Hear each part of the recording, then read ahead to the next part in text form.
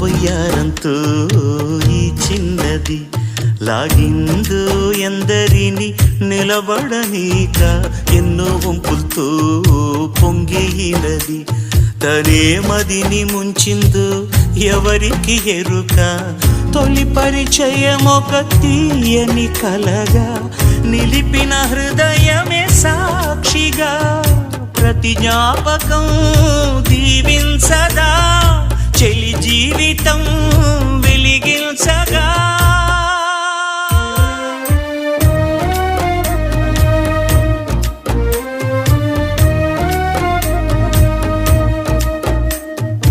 అల్లంత దూరాల